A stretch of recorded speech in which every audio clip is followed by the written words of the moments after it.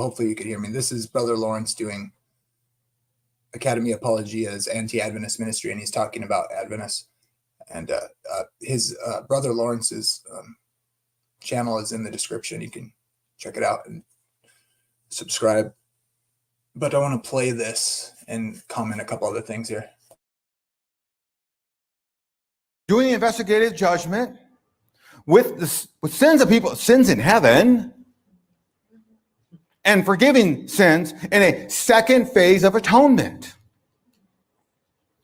I say, how is Jesus a Levitical priest? And of course, right, he's of the tribe of Judah. He's not Levi. But I find all the pictures of, Christ, and you've all seen them, you formers, you already know. They got Jesus dressed up with the fancy Levitical garb on. And I say, you got a different Christ. This is serious. These are the two issues I bang on all the time. I want the Adventists to know you got a different Jesus. He did a good, so check out his video in the description. This issue here, I wanted to talk about the pictures of Jesus in Levitical garb in the heavenly sanctuary. So Adventists are New Covenant Christians. So we don't think Jesus is literally the Levitical high priest in the sense of the Levitical high priest still practicing the Levitical priesthood. No, it says he's after the order of Melchizedek. The point of those illustrations is the obvious biblical teaching of the typology of the Sinai covenant representing what Jesus would do in his ministry. The text is plain. It's not like Adventists miss that. It's showing that those things represented what Jesus does in the heavenly sanctuary. We have a traditional Protestant understanding of the new covenant, but that's illustrating how those things were typology of what Jesus does.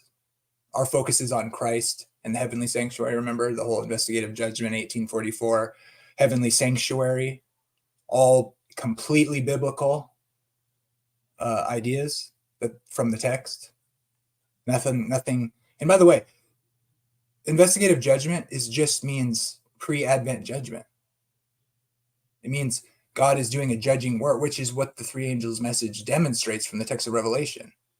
The hour of his judgment has come, and then the gospel is given around the world to seal the people of God in their foreheads with the Father's name, and a warning about the mark of the beast.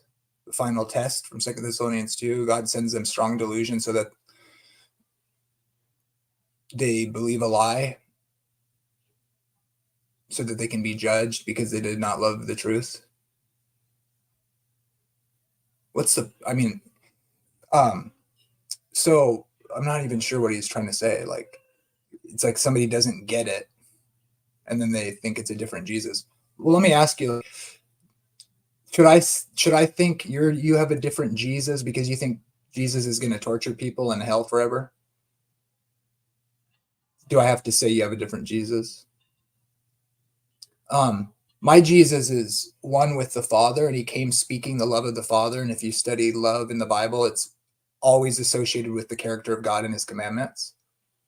My Jesus is Lord of the Sabbath, but your Jesus says the Sabbath is done away with.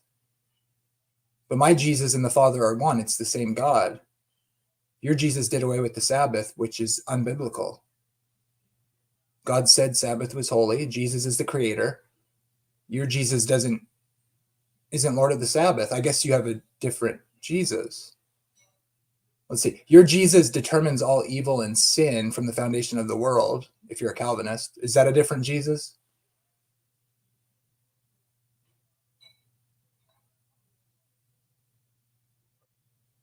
Your Jesus is in conflict with Yahweh. My Jesus is the second Yahweh.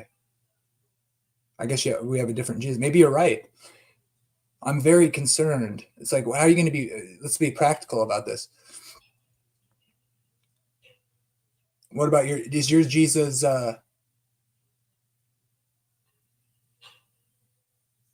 create the world 7,000 years ago or 6,000 years ago? Oh, no? Your Jesus uses evolution? You have a different Jesus. Do you think does your Jesus allow women pastors to preach in the church? Oh, my Jesus doesn't allow that. Different Jesus. Your Jesus says it's okay to baptize babies and say they're saved. My Jesus says it has to be a believer's baptism. Different Jesus.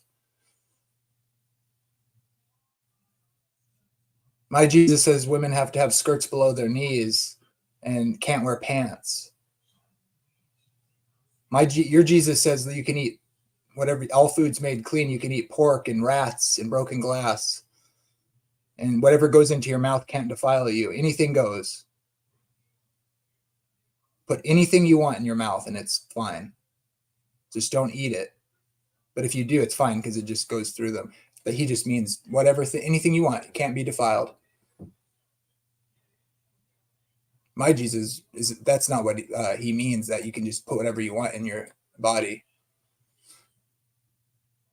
My Jesus just says the law's done away with. Oh, different Jesus. My Jesus is so powerful. His death on the cross canceled all sin. So when I sin, I don't even repent because he paid for every sin I'd ever do. So why would I repent? That would be blasphemy. Different Jesus, right? Or my Jesus is Michael the Archangel. My Jesus, like the Jehovah's Witnesses, is that Michael's a created being. Different Jesus. Is it the different Jesus?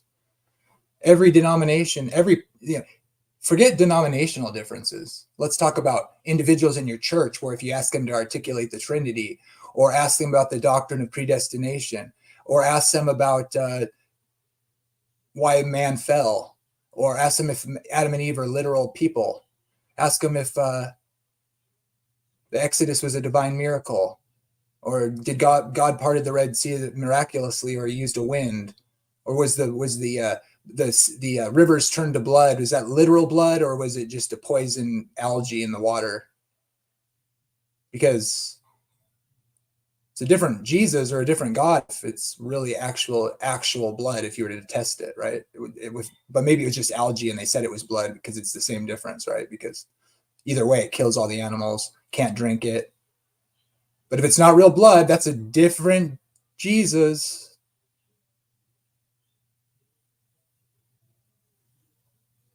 I don't know. I guess people have to decide what's motivating them, right? So I don't know, different Jesus? By the same standard, are you going to condemn everybody by the same kind of standard? Doesn't make any sense. You can't do that. The funny thing about Adventist theology is it really is a lot like some of the other Protestants. They received most of it from Protestants. We just said, oh, you know what? I think Martin Luther was right about the dead, according to the Bible. You know what? I think we misunderstood God torturing people forever. Let's look at this again. Oh, look at all these descriptions about hell and the destruction of the wicked. Doesn't it seem like God's going to be all in all at the end? How does that work with eternal conscious torment? Oh, these verses in this apocalyptic literature are actually quoting from Old Testament prophets who have more to say. And when we look at it, it's not an eternal burning, suffering place forever, which is absolutely absurd and insane. What do you know? Context. This is language of utter destruction and consummation of the evil. Oh, what do you know? These Protestants, we've been saying that the Ten Commandments, this covenant theology, the Ten Commandments are from God's character. And why would we keep Sunday? Let's get back to the Bible.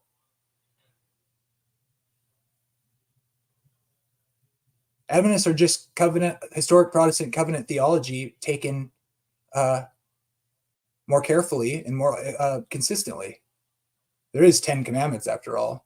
It doesn't really make sense that God tortures people forever. It does say the dead are actually dead. And there's like a reason for a resurrection. Oh, so what's left? Those doctrines that distinguish Adventists have existed in Christian history. Oh, let's see, the real problem is the atonement. Do you know nobody believed in penal substitution for the first 500 years of Christianity or so? If that. They certainly didn't believe in Calvinist penal substitution, or they lost because they didn't believe in the right atonement. They didn't even have an atonement theory in that sense. Are they all lost? Oh no, but see, it's your sanctuary. You mean the heavenly sanctuary that the Bible talks about that Jesus is ministering in the new covenant? Well, you can't really. What are you going to do with that? Yeah, but you don't. What, we don't believe once saved, always saved, like Wesley? What's the problem here? Oh, I know. The 2,300 years, we interpret consistently the prophecies of Daniel regarding the interpretive principle, a day for a year, which is by far the most popular view in Christian history before even the Great Awakening. That's a majority view, like including Isaac Newton has that view. Many people did, because it's consistent, because the 70 weeks are years. The Jewish calendar can't sustain those being literal days because they didn't have 360-day years. So because we're consistent, we put Jesus at the center of prophecy as far as God's plan of salvation. We believe in free will, that God doesn't make, or God didn't just, God is redeeming evil, not starting the fire to put it out. We believe that salvation is to all.